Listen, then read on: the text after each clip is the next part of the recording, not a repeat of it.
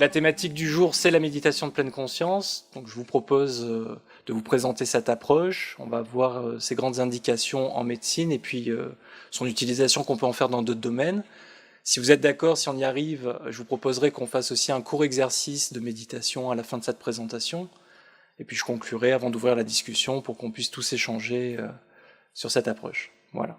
Donc, rien n'est plus puissant qu'une idée dont le temps est venu. Ça, c'est une phrase de Victor Hugo qui a été citée par Mathieu Ricard dans son livre sur l'altruisme.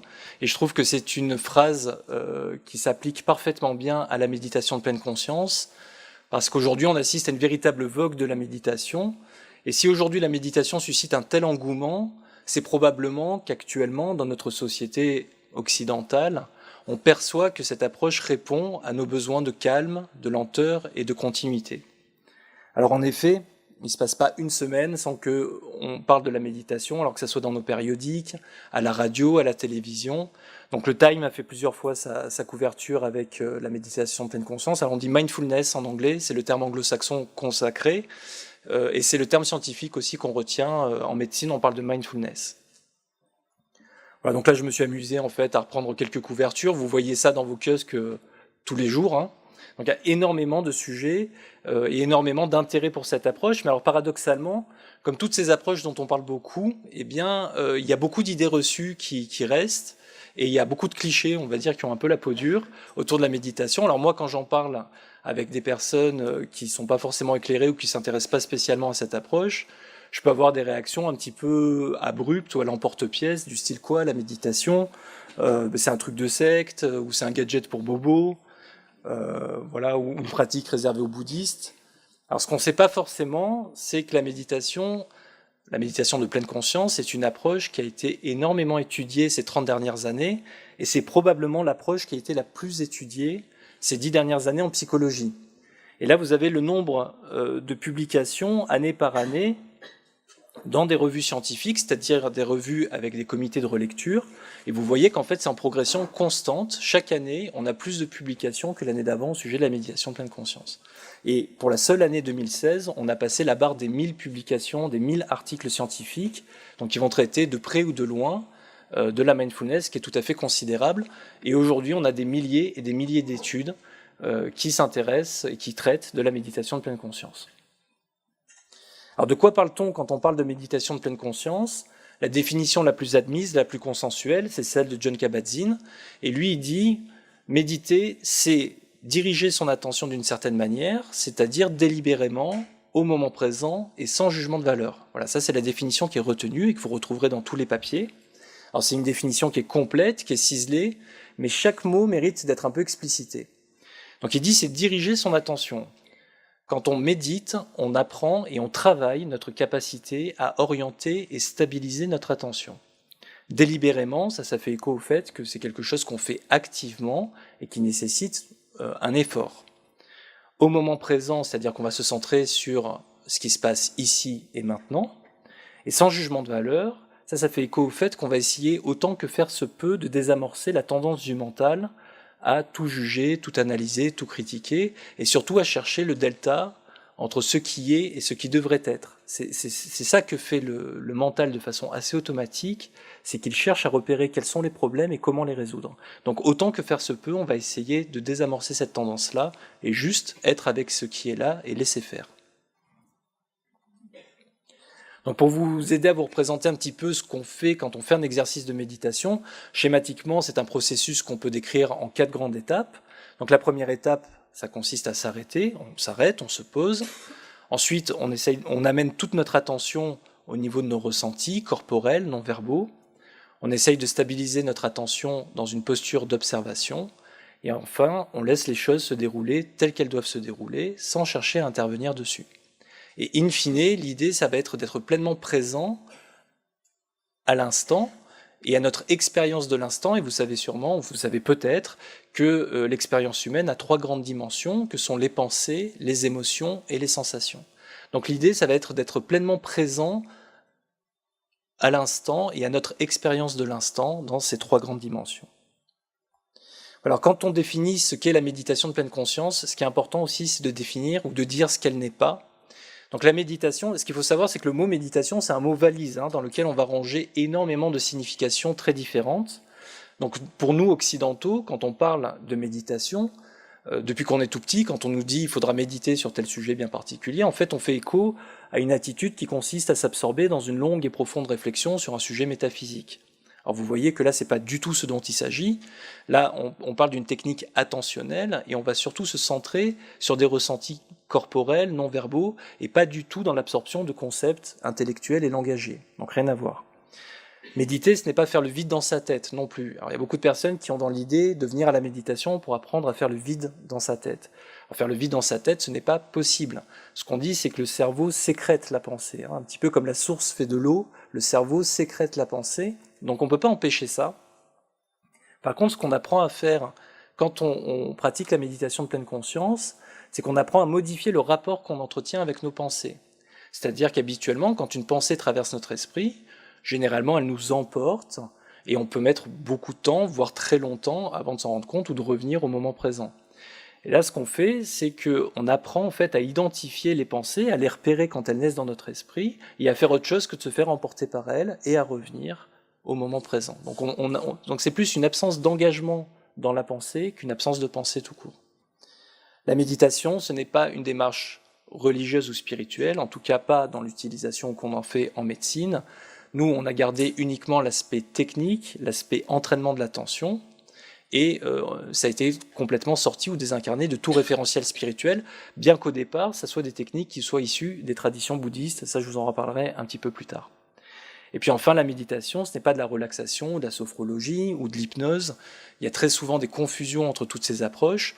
Ce qu'il faut comprendre, c'est que et ce qui est très spécifique en fait à la méditation de pleine conscience, c'est que quand on médite, on ne doit pas attendre ou on ne cherche pas à atteindre un état particulier, si ce n'est que d'être présent. Quand vous faites de la relaxation, par exemple, vous cherchez à changer les choses et vous cherchez à obtenir un état de détente, et pour cela, on va jouer sur le tonus musculaire. Tandis que quand on est dans une posture méditative, l'idée, c'est que si je suis tendu, ça va être d'observer ma tension, d'y être présent, sans chercher à obtenir un état quel qu'il soit. Donc c'est très différent. Même si ça peut se ressembler un peu de loin, le processus est absolument pas le même. Alors pour vous aider à vous représenter les choses, on a tendance à dire que quand on fait de la relaxation, on est plutôt dans une approche top-down, c'est-à-dire qu'on va utiliser notre mental pour influer sur notre corps, tandis que quand on est dans une approche méditative, on est plutôt dans une approche bottom-up, c'est-à-dire qu'on va laisser les ressentis corporels émerger à la conscience et sans intervenir dessus. Voilà, donc observer simplement ce qui est. C'est ça la méditation de pleine conscience. Et alors moi j'adore cette image, j'adore cette photo parce qu'on voit une petite fille qui regarde à travers une vitre un serpent en face d'elle dans un vivarium. En tout cas, moi c'est la représentation que je m'en fais. Je me dis cette petite, elle regarde le serpent en face d'elle directement, sans forcément se faire de discours sur ce qu'elle voit, elle le regarde directement. Et ça répond au fait que les enfants, les tout petits, entre 0 et 5 ans, on dit qu'ils sont dans un état de just being, c'est-à-dire qu'en fait, ils sont pleinement présents. On dit que ce sont des petits maîtres de méditation. Pourquoi ? Parce qu'ils n'ont pas le langage, ils n'ont pas les concepts langagés, et donc ils ne se font pas forcément de monologues, ils s'en font même pas du tout, de discours ou de commentaires sur ce qu'ils vivent, ils vivent les choses directement. Et d'ailleurs, nous, d'instinct, quand on accompagne nos tout petits dans la découverte du monde, on les accompagne dans la découverte sensorielle du monde. On leur dit touche comme c'est doux, écoute comme c'est joli, sens comme ça sent bon. On est vraiment dans la sensorialité. D'accord ? Et l'idée, c'est qu'avant d'être pensées, les choses sont d'abord expérimentées. C'est une façon d'apprendre, c'est de faire des expériences. Puis ensuite, le langage se développe et notre intelligence fait un véritable bond. On apprend à se projeter dans l'avenir, à revenir sur le passé. Puis ensuite, progressivement, on est de plus en plus happé par le rythme effréné de nos vies, et on passe de plus en plus de temps dans notre tête, et de moins en moins de temps dans notre expérience. Et c'est comme ça que petit à petit, on peut rater tout ce qu'on vit d'instant en instant, et ce jusqu'à la tombe. Alors donc toujours pour vous aider à vous représenter les choses, quand on parle de méditation, on a coutume de décrire, alors c'est un peu schématique, mais de décrire deux grandes positions d'esprit. Alors il y a ce qu'on appelle le mode faire et ce qu'on appelle le mode être. Alors, le mode faire, c'est un mode qu'on connaît très bien, c'est un mode sur lequel on fonctionne quasi exclusivement, et c'est un mode dans lequel on va être en permanence en train de suivre les commentaires de notre esprit. Et votre esprit, mon esprit, tous les esprits sont tout le temps en train de bavarder, commenter, juger, analyser. Et si vous faites une balade et que vous allez d'un point A jusqu'à un point B, vous pouvez très bien arriver au bout de la balade et vous rappeler de rien de ce qui s'est passé pendant la balade, parce que vous étiez complètement pris dans les mouvements de votre esprit.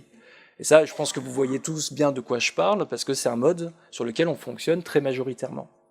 A contrario de ce mode faire, il y a ce qu'on appelle le mode être.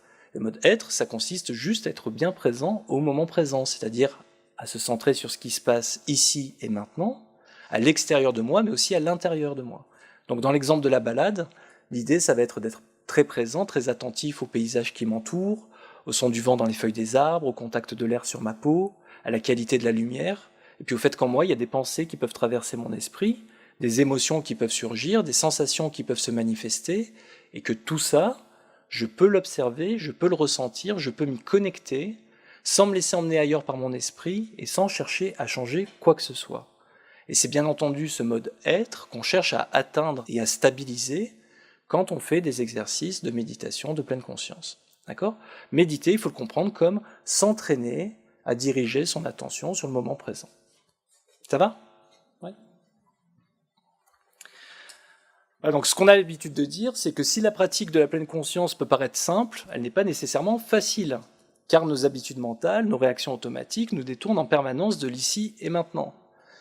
Au début de l'apprentissage de la méditation, on a tendance à faire des exercices d'attention focalisée. Alors, un exercice typique, c'est par exemple d'essayer de se centrer sur sa respiration et de rester connecté à sa respiration. Si vous essayez d'être attentif et connecté à votre respiration, tôt ou tard, et plutôt tôt que tard, votre esprit va vagabonder. D'accord ? C'est pas du tout un échec, c'est quelque chose que fait naturellement l'esprit. Mais il y a beaucoup de gens, en fait, qui se découragent de méditer, partant du constat qu'ils ont du mal à rester attentifs très longtemps, et donc ils se disent, c'est pas pour moi, voilà, j'y arrive pas. Or, observer que l'esprit est vagabond, apprendre à reconnaître les vagabondages de l'esprit, à s'en détacher et à revenir, c'est au cœur du processus méditatif, et c'est exactement ça qu'on travaille, en tout cas au tout début de l'apprentissage. Donc quand vous faites un exercice de méditation, il y a une espèce de cycle cognitif qui se met en place. En fait, vous allez porter votre attention sur votre objet d'attention, donc la respiration par exemple. Puis à un moment, il y a un vagabondage qui vous emporte.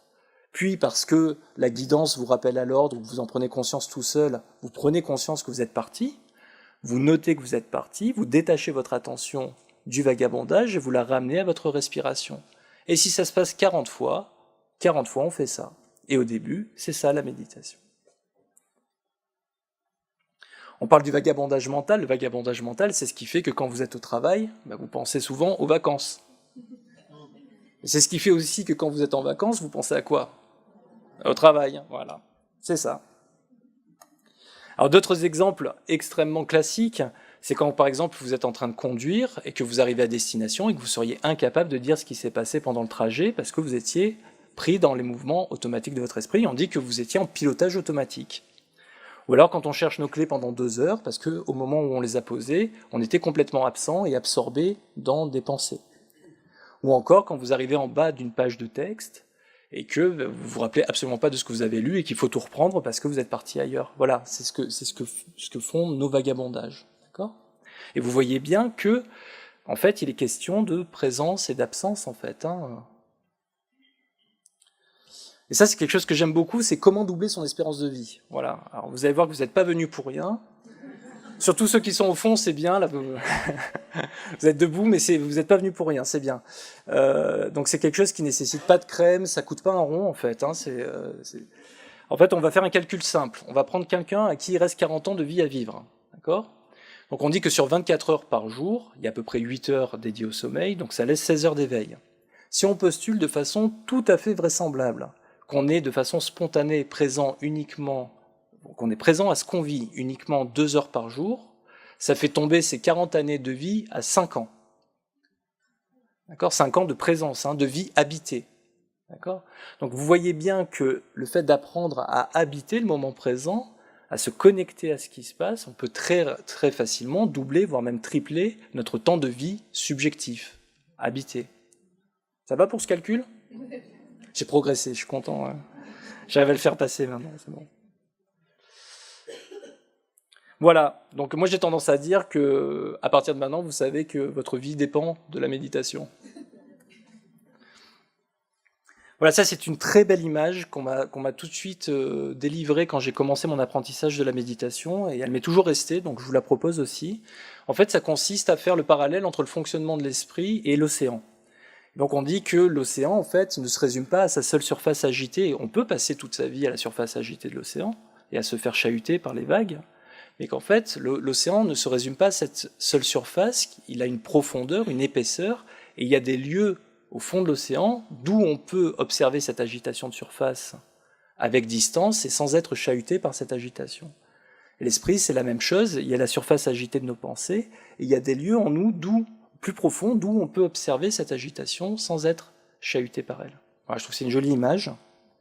Et ça, c'est une image un peu plus humoristique. Vous savez, ces boules à neige, quand on les secoue et que du coup l'eau se trouble avec plein de particules, et puis après on les pose, les particules déposent, l'eau devient claire, et puis on voit parfois quelque chose émerger de façon très claire. Voilà. Être juste là et vivre, voilà. C'est ça qu'on apprend, on s'entraîne à ça en fait, quand on fait de la méditation de pleine conscience. Alors quelques mots de l'utilisation de la méditation en médecine, parce que là pour moi c'est le cœur du sujet, et c'est l'utilisation qu'on en fait dans des perspectives de soins. Et ça me permet aussi de citer Shakespeare qui dit « Le malheur se fait d'autant plus lourd qu'il s'aperçoit qu'on le supporte difficilement ». Alors j'aime beaucoup citer Shakespeare parce que ça donne toujours l'air très intelligent, mais il y a aussi derrière cette phrase, parce que je pense que Shakespeare était quelqu'un d'extrêmement psychologue et d'extrêmement fin, qui avait compris quelque chose du fonctionnement de l'esprit, et qu'on retrouve d'ailleurs dans l'enseignement méditatif, et on voit bien que l'idée qu'il y a derrière ça, c'est pas tant de résoudre les choses, mais c'est déjà de ne pas les aggraver. Et c'est beaucoup ça qu'on travaille en méditation. Comment la méditation est arrivée en médecine? Au départ, je vous disais, c'est quelque chose qui est issu, ce sont des techniques attentionnelles issues des traditions bouddhistes, qui sont multimillénaires. Et c'est Jon Kabat-Zinn qui, le premier, a eu l'idée, en fait, à la fin des années 70, dans le Massachusetts, à intégrer cette approche dans une perspective de soins. Et donc, il a monté un programme qu'on appelle le programme MBSR pour gestion du stress, basé sur la méditation, sur la mindfulness. Donc, je vais juste vous expliquer comment est fait son programme, parce qu'aujourd'hui, tous les programmes validés ont à peu près ce modèle-là. En fait, on a une séance par semaine pendant 8 semaines. Ce sont des séances qui sont menées par 1 ou 2 instructeurs et qui s'adressent à des groupes d'à peu près 20, 25 ou 30 patients. Et pendant ces séances, on va faire des exercices de méditation qui durent une demi-heure, 3/4 d'heure. Il y a une thématique qui est développée pour chaque séance. Et puis, entre les séances, on va demander aux participants de pratiquer quotidiennement les exercices qui ont été vus pendant la séance jusqu'à la séance d'après. Ce qui fait que les participants, alors ça vous parle peut-être pas si vous connaissez pas la méditation, mais les participants s'engagent à méditer une demi-heure, 3/4 d'heure par jour, tous les jours pendant 2 mois, ce qui est un engagement assez conséquent en fait quand on n'a jamais vraiment médité. D'accord ? Mais c'est comme ça que les programmes ont été designés, étudiés, validés, et qu'ils ont montré qu'ils apportaient des résultats tout à fait étonnants. Les premières indications dans lesquelles ça a été étudié, c'était la gestion du stress, de la douleur chronique et de l'insomnie. Donc ça, on est à la fin des années 70. Le programme de Kabat-Zinn montre que ça apporte des bénéfices tout à fait étonnants. Et à partir de là, il y a eu un gros focus de la communauté médicale et scientifique, et on a commencé à tester son programme dans différentes indications. Alors ça peut être les troubles anxieux, les addictions, les troubles des conduites alimentaires, et à chaque fois on s'est rendu compte que ça apportait, parce que ça joue vraisemblablement sur des mécanismes transversaux, ça apportait à chaque fois des bénéfices très sensibles. Et puis dans les années 90, il y a une deuxième équipe qui est arrivée, dont fait partie Zindel Segal, qui est la personne la plus à droite donc sur la diapositive. C'est une équipe qui a été missionnée pour réfléchir à la question de la rechute dépressive. Alors vous savez peut-être, mais la dépression, c'est un problème de santé publique majeur, et c'est en passe de devenir le premier problème de santé publique au monde. Toutes les projections disent que d'ici 2020, ça sera le premier problème de santé publique au monde et ça aura dépassé les pathologies cardiovasculaires. Alors il y a tout un ensemble de raisons pour lesquelles la dépression est un problème majeur et à ce point-là problématique, mais une des raisons fondamentales, c'est que la dépression est une pathologie particulièrement récidivante. C'est-à-dire que si vous prenez toutes les personnes qui ont fait une dépression dans leur vie, la moitié vont refaire une dépression. C'est comme ça, c'est statistique. Et si vous prenez les personnes qui ont fait 2 dépressions dans leur vie, les 3/4 vont faire une 3e dépression. Et en fait, ça continue comme ça, il y a un phénomène d'embrasement qui fait que plus j'ai déprimé, plus je suis à risque de faire des dépressions, et pour des raisons de plus en plus minimes. Donc il y a un véritable enjeu à trouver des stratégies qui permettent de protéger les patients qui ont fait des dépressions, de les aider à se prémunir de la récidive ou de la rechute dépressive. Et il y a un véritable enjeu à trouver des stratégies non médicamenteuses quand on sait que 30 à 40% des patients ne prennent pas les traitements antidépresseurs qu'on leur prescrit. Donc, je vous passe les détails, mais ils sont arrivés à la conclusion que l'approche méditative était vraisemblablement une approche très pertinente sur la question de la dépression, et ils ont créé un 2e programme qui s'appelle MBCT, pour thérapie cognitive basée sur la pleine conscience, qui est en fait un programme qui se superpose à 80% à celui de Kabat-Zinn, mais qui est enrichi, on va dire, et combiné avec des outils de thérapie cognitive et comportementale, et ça devient à partir de là un véritable outil psychothérapique. Ce programme, il a été étudié, validé, et aujourd'hui, on a des publications de très très bon niveau. Je vais vous montrer celle qui est parue dans le Lancet en 2015. Le Lancet, c'est une de nos plus grandes revues scientifiques, une étude très très bien menée, qui a fait beaucoup de bruit, et qui montre que, aujourd'hui, il n'y a pas plus efficace que le programme MBCT pour aider les patients à se prémunir de la rechute dépressive. Il n'y a pas plus efficace que ce programme-là au monde, si ce n'est le maintien des traitements antidépresseurs au long cours. Donc ce sont des résultats tout à fait spectaculaires, et donc voilà, donc on parle de plus en plus de cette approche, en grande partie avec ce type de résultats. Un des mécanismes, ça c'est juste pour vous donner quelques éléments d'explication, mais un des mécanismes sur lesquels on va travailler pendant les programmes de méditation chez les patients qui font des dépressions récurrentes, c'est de leur apprendre en fait à observer leurs pensées comme des pensées et non comme des vérités absolues. Parce que quand on fait des dépressions à répétition, on a tendance à se répéter des choses du style « j'en ai marre, je suis nul, ma vie n'a aucun sens, c'est une succession d'échecs, etc. » Donc des pensées extrêmement négatives, mais qui s'imposent avec une telle force que les patients ont tendance à les confondre avec la réalité. Donc on s'entraîne et on travaille à mettre ça en perspective pour ne pas se faire piéger par ça. Voilà, donc sur cette diapositive, je vous ai représenté les grandes indications actuellement en médecine. Où est-ce que la méditation a montré qu'elle était particulièrement efficace? Alors en bleu, vous avez les indications plutôt psy, donc au premier rang desquelles vous trouvez la prévention des rechutes dépressives, la gestion du stress, de l'anxiété chronique, de l'insomnie, toutes les problématiques dans lesquelles on va retrouver une dimension d'impulsivité, et en particulier dans les addictions et les troubles des conduites alimentaires, amélioration des capacités attentionnelles, et puis aussi amélioration du bien-être subjectif, c'est-à-dire qu'on n'a pas besoin en fait d'avoir des troubles pour pouvoir ressentir un bénéfice de la méditation, c'est-à-dire que même si on n'a pas de difficultés émotionnelles ou cliniques particulières, le simple fait de se mettre à la méditation améliore le bien-être subjectif. Ça s'est montré sur des échelles de bien-être et de qualité de vie. Et en rouge, donc, vous avez les indications plutôt somatiques. Donc vous voyez que en fait, le dénominateur commun de toutes les pathologies dans lesquelles la méditation apporte un bénéfice, c'est que ce sont des pathologies pour lesquelles le stress est connu pour être un grand aggravateur.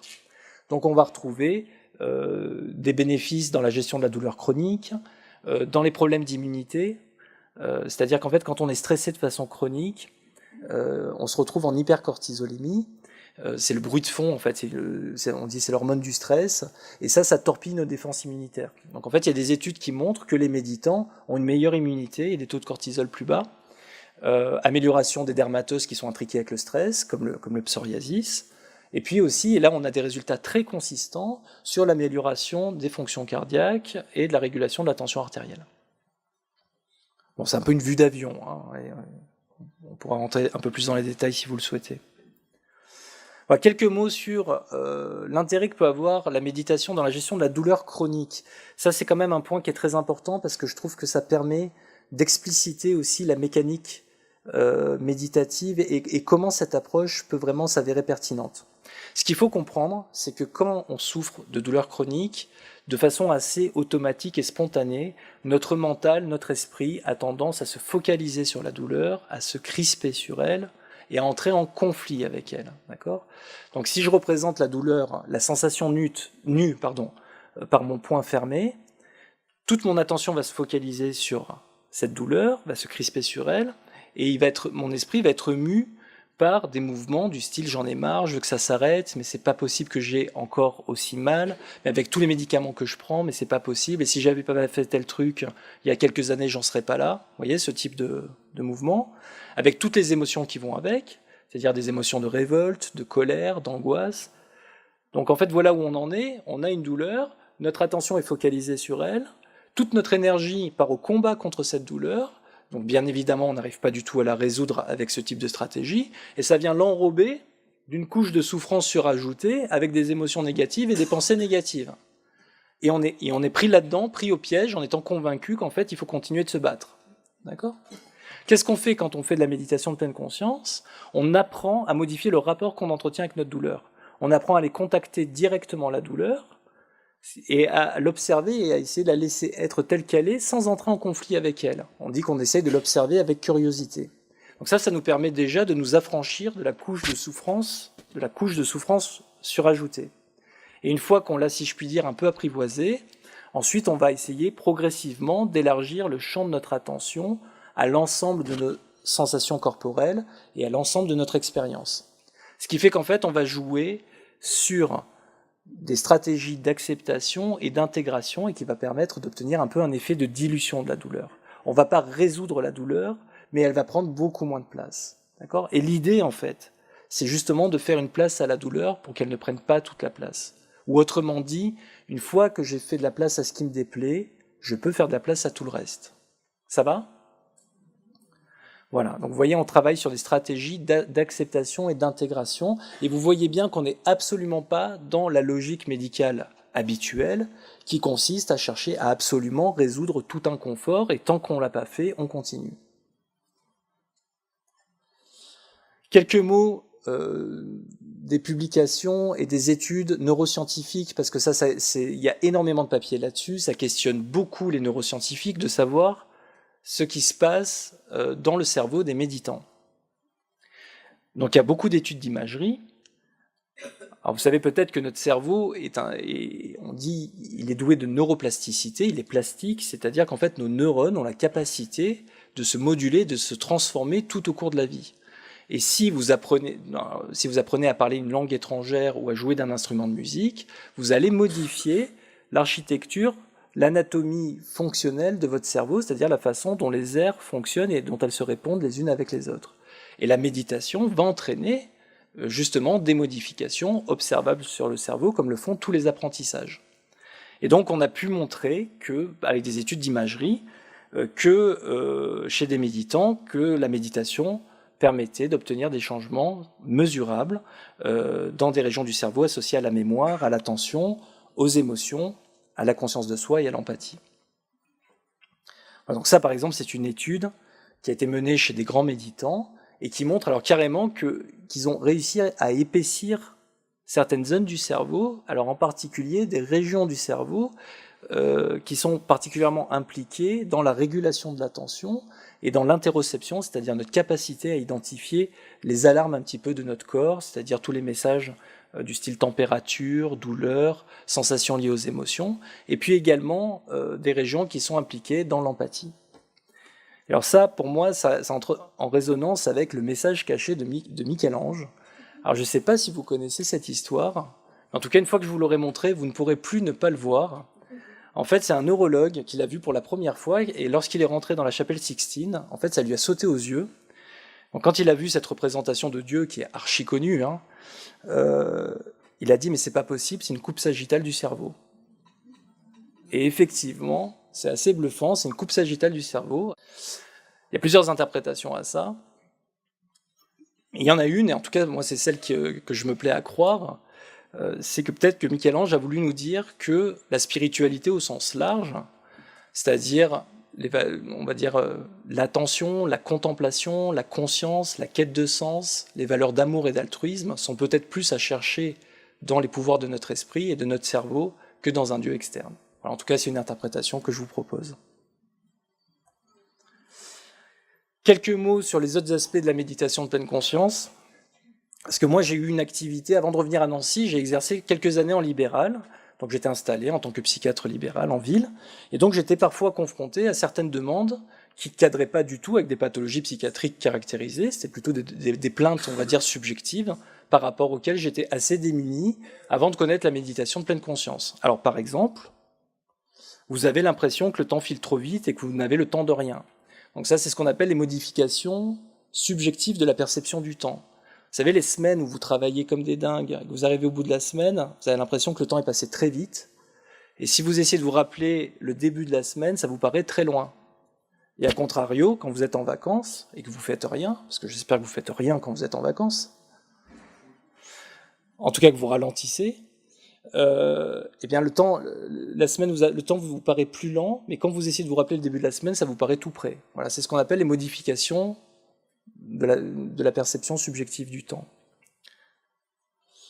Vous ne pouvez jamais vous arrêter de penser. Vous avez du mal à vous concentrer. Vous êtes tellement sensible que la moindre petite chose vous fait monter les larmes aux yeux. Alors ça, c'est une plainte qui revient assez souvent, somme toute. Ce sont les personnes qui vont se plaindre d'une sorte d'hyper-émotivité, mais qui peut être assez handicapante, parce que ces personnes qui vont dire « je me mets par exemple à pleurer très facilement pour des choses qui ne devraient pas entraîner de telles réactions », et c'est assez handicapant sur le plan social, voilà. Alors avant de connaître la méditation, j'étais assez démuni, et la méditation est une excellente réponse à ce type de difficulté. Voilà, vous vous mettez souvent en colère, parfois sans raison. Vous êtes trop vite, trop souvent fatigué. Vous n'arrivez à profiter de rien. Eh bien, méditez. Je suis sûr que vous m'aviez vu venir. Voilà, quelques mots sur l'intérêt de la méditation au travail.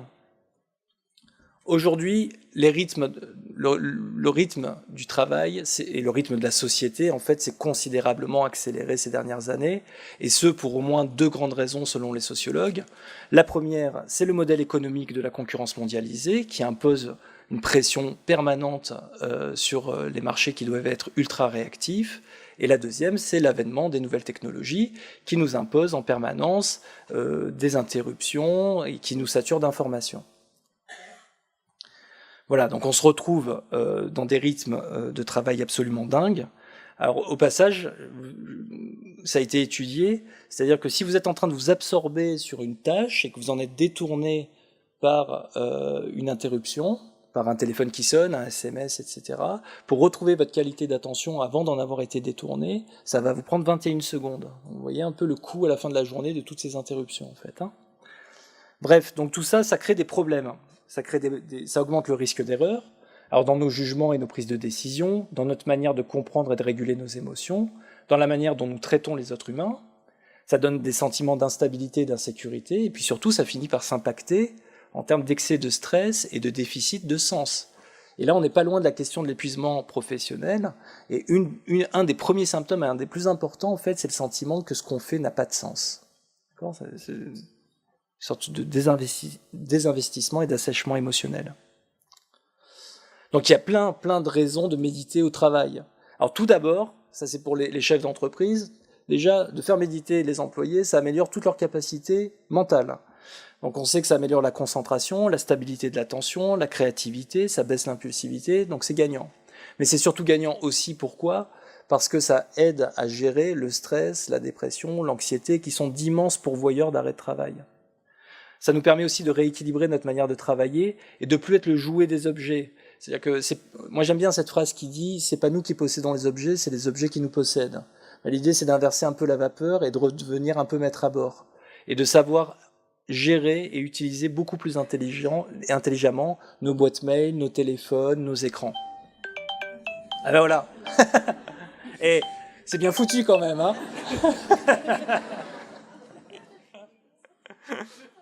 C'est des effets spéciaux, c'est voilà. Ça permet aussi de développer l'intelligence émotionnelle, de renforcer les compétences communicationnelles et puis accessoirement d'augmenter le plaisir à travailler et son implication parce que ce qu'on fait, d'un coup, on a le sentiment que ça a plus de sens. La méditation pour les enfants aussi, quelques mots là-dessus parce que en fait c'est systématique qu'on pose des questions. Donc je vous disais, les enfants, en tout cas les tout petits, sont des petits maîtres de méditation, c'est-à-dire qu'ils sont en pleine conscience de façon naturelle. Donc après l'idée, ça va surtout être de les aider à pas torpiller leur capital attentionnel et de le cultiver. Alors on parle beaucoup de méditation pour les enfants, et c'est très bien, mais quand même, avant de parler de méditation pour les enfants, ce qui serait peut-être bien, c'est justement de s'interroger sur la façon dont on les expose aux écrans et comment on peut les protéger de la surexposition aux écrans. Pourquoi ?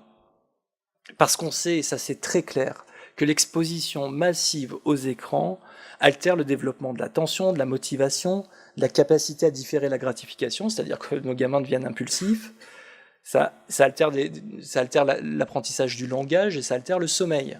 D'accord ?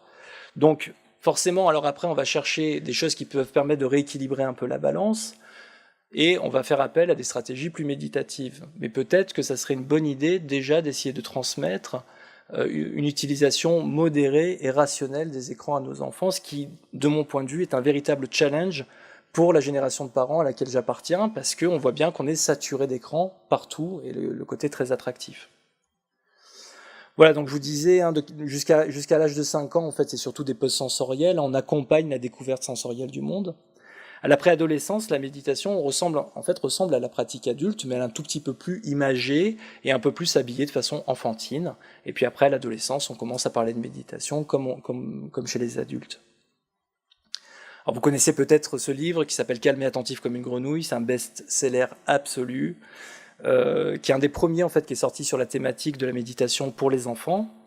Alors on a beaucoup moins d'études quand même chez les enfants, hein, donc des résultats beaucoup moins consistants que chez les adultes, mais quand même on a dans l'idée, avec les premiers résultats, que ça a un intérêt tout à fait concret dans l'équilibre émotionnel, les capacités de résilience, la qualité des échanges familiaux et les capacités communicationnelles, et puis les capacités d'apprentissage, puisque un apprentissage ne peut pas se faire si on n'est pas capable de stabiliser notre attention.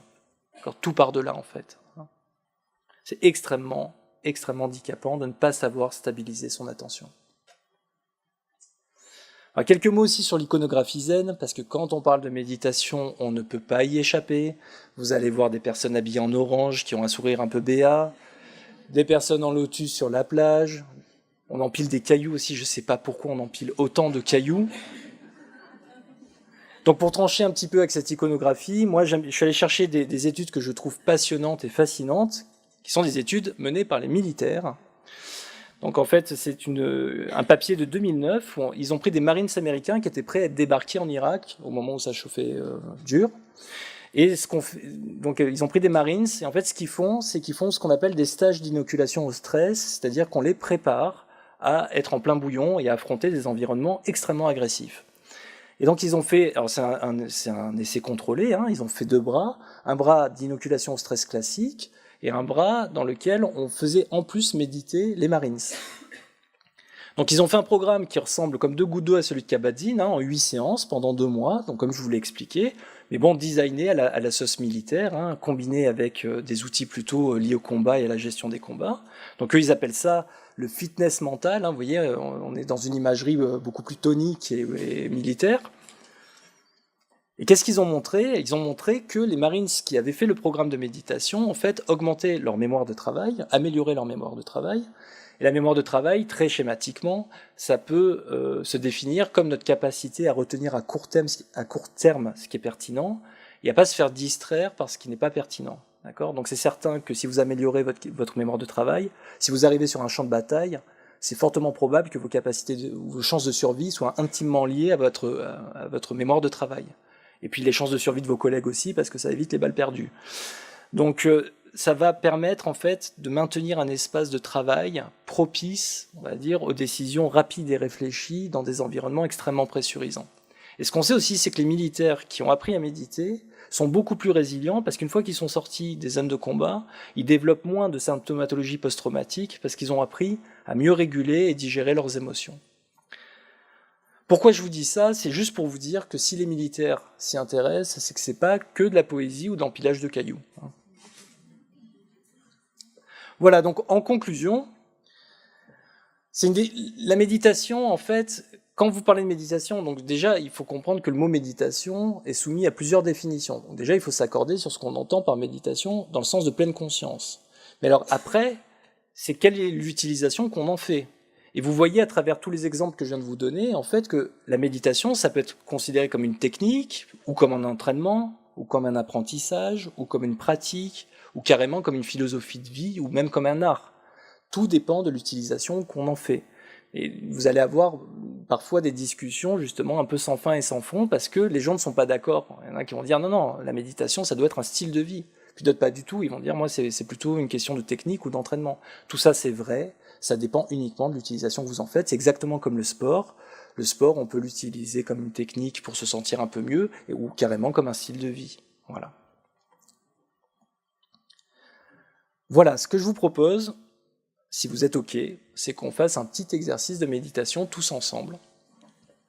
Voilà, donc l'exercice commence, et du mieux que nous pouvons, nous amenons toute notre attention sur le moment présent.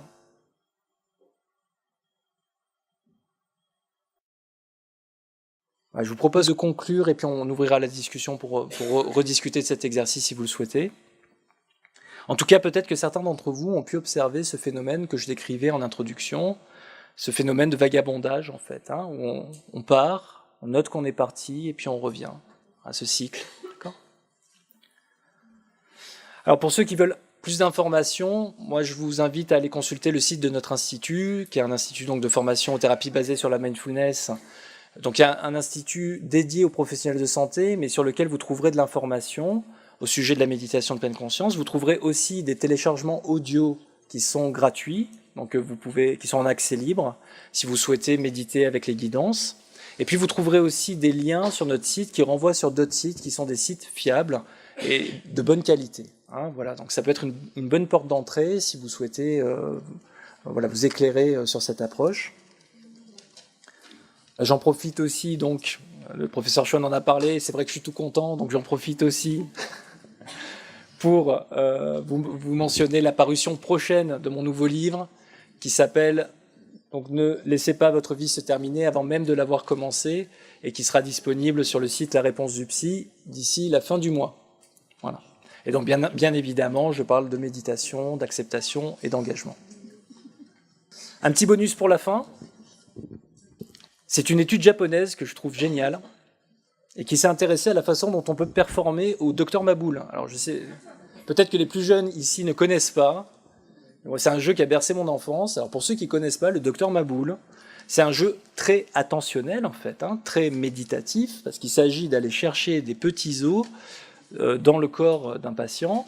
Et si jamais on s'y prend pas bien et qu'on touche les bords, il y a une alarme qui s'allume et donc on a perdu. Okay ? Et alors c'est une étude japonaise, et donc ils ont fait deux groupes. Un groupe à qui montrer des photos d'animaux adultes, et un groupe à qui montrer des photos de bébés animaux. Et après ils regardaient comment les gens performaient au Dr Maboul. C'est vraiment une étude japonaise. Hein. Alors voici le type de photos qu'ils ont pu montrer au groupe qui regardait des bébés animaux.